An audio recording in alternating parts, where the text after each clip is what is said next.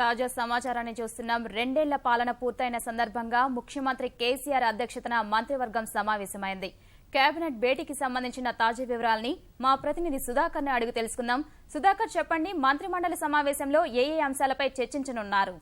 మౌనిక, కొద్దిసేపటి క్రితమే సచివాలయంలో ముఖ్యమంత్రి కేసీఆర్ అధ్యక్షతన మంత్రిమండలి సమావేశం ప్రారంభమైంది. ఈ సమావేశానికి అమెరికా పర్యటనలో ఉన్నటువంటి మంత్రి కేటీఆర్ మినహా మిగతా మంత్రులంతా పాల్గొన్నారు. ఈ సమావేశం ప్రారంభానికి ముందు మంత్రి హరీష్ రావు పుట్టినరోజు సందర్భంగా మంత్రులు అదేవిధంగా ముఖ్యమంత్రి కేసీఆర్ ఆయనకు శుభాకాంక్షలు తెలిపారు. ఆ తర్వాత సమావేశం ప్రారంభమైంది. ఈ సమావేశంలో ఈ 2 ఏళ్ల పాలనను కూడా వారు సమీక్షించుకుంటున్నారు.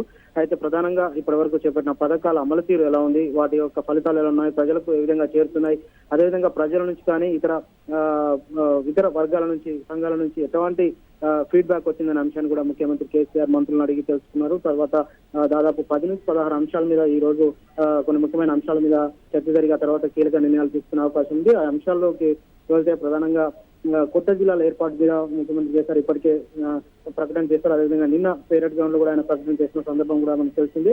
ఈ సందర్భంలో కొత్త జిల్లాల మీద వేసినటువంటి సిఎస్ ఆధ్వర్యంలో ఇచ్చిన కమిటీ, దాని నివేదిక, అదేవిధంగా జిల్లాల వారీగా వస్తున్న డిమాండ్లు, స్వరూప స్వభావాలు ఎలా ఉండాలని దాని మీద ముఖ్యమంత్రి కేసీఆర్ చర్చిస్తున్నారు. దాంతో పాటు మంత్రుల వైపు నుంచి కూడా వచ్చినటువంటి అభిప్రాయాలు కూడా ఆయన సేకరించనున్నారు. దీంతో పాటు ఈ డిమాండ్లపై ఎలాంటి చర్యలు తీసుకోవాలి, పరిపాలన సౌలభ్యం కోసం ఎలాంటి నిర్ణయాలు తీసుకోవాలని కూడా చర్చ జరిగే అవకాశం ఉంది.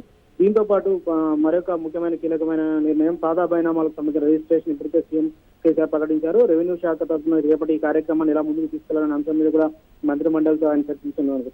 ఆ తర్వాత అసైన్డ్ భూములకు సంబంధించి కూడా ఇప్పటికే ముఖ్యమంత్రి కేసీఆర్ ప్రకటన కూడా చేశారు. అసైన్డ్ ల్యాండ్లు ప్రభుత్వం ఇచ్చినటువంటి భూములు ఎలాంటి లబ్ధిదారులు కాకుండా ఇతర చేతులు ఉన్నాయని, దానికి సంబంధించి పూర్తి వివరాలు బయటకు తీసుకురావాలని ప్రభుత్వం నిర్ణయించి దీనికి సంబంధించి అసైన్ ల్యాండ్ డెవలప్మెంట్ కార్పొరేషన్ ఒకటి ఏర్పాటు చేయాల్సింది. దాని మీద ఇవాళ చర్చించి ఒక నిర్ణయాన్ని కూడా ప్రకటించే అవకాశం ఉంది. అదేవిధంగా వ్యవసాయ సీజన్ ఖరీఫ్ ప్రారంభమైన నేపథ్యంలో ఎరువులు, విత్తనాలు, అదేవిధంగా ఈ వ్యవసాయ ప్రణాళిక ఎలా ఉండాలని కూడా ఈ సమావేశంలో చర్చ జరిగే అవకాశం ఉంది మౌనిక. దీంతో పాటు ప్రాజెక్టుల రీడిజైనింగ్ మీద కూడా ముఖ్యమంత్రి కేసీఆర్ చర్చ పెట్టే అవకాశం. దీని మీద మంత్రిమండలి మంత్రివర్గ ఉపసంఘాన్ని వేశారు. ఆ నివేదికను కూడా ఆయన పరిశీలించి దీని మీద కూడా ఒక నిర్ణయానికి వచ్చే అవకాశం ఉంది. దీంతో పాటు గురుకుల పాఠశాలలు 150 ఏర్పాటు చేయాలని ప్రభుత్వం నిర్ణయించింది. వీటికి సంబంధించి పాఠశాలల ఏర్పాటు, ఉద్యోగ నియామకాల మీద కూడా ఈ సమావేశంలో చర్చిస్తారు. దాంతో పాటు 2 పడక గదుల కోసం దాదాపు 2 లక్షల ఇల్లు కడతామని ప్రకటించారు. దీని నేపథ్యంలో హడ్కో నుంచి 10,000 కోట్ల రుణం తీసుకునే అంశం మీద కూడా చర్చ జరిగి దాని మీద ఒక కీలకమైన నిర్ణయాలు తీసుకునే అవకాశం ఉంది. వీటితో పాటు పెబ్బేర్లో ఫిషరీస్ సంబంధించిన కళాశాలను కూడా ఏర్పాటు చేయాలని ప్రభుత్వం నిర్ణయించింది. ఈ అంశాలతో పాటు మిగతా అంశాలు, అదేవిధంగా తాజా రాజకీయ పరిణామాలు, దాంతోపాటు దేవాలయ పాలక మండలిలో సభ్యుల పెంపు అనే అంశం మీద కూడా చర్చ జరిగే అవకాశం ఉంది. ఈ సమావేశంలో పెంచినట్టు ప్రకటించే అవకాశం కూడా ఉంది మౌనిక. ధన్యవాదాలు సుధాకర్.